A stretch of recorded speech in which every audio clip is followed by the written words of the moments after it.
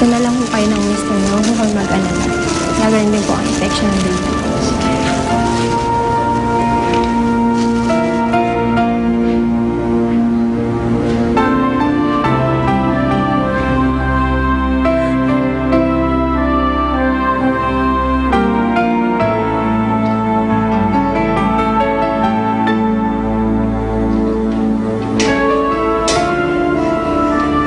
Kawawa naman si Ninyo.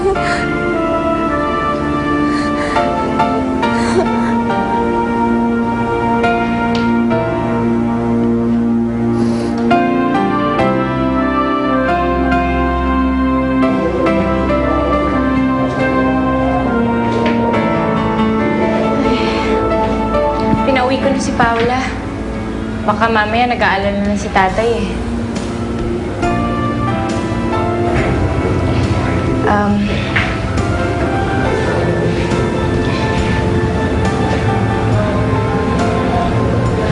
Dave, salamat nga pala ah.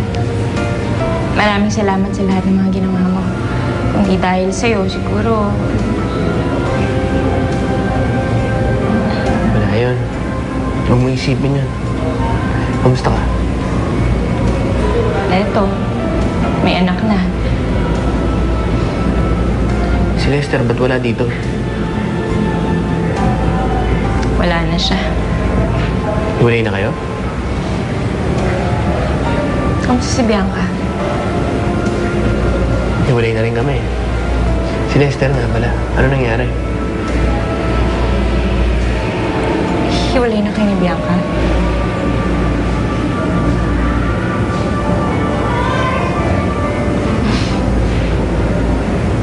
Paano ka?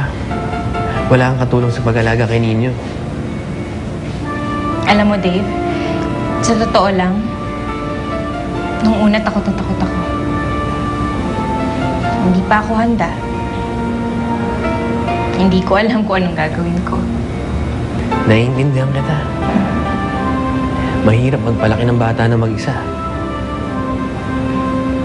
Pero ngayon, mahal na mahal ko siya.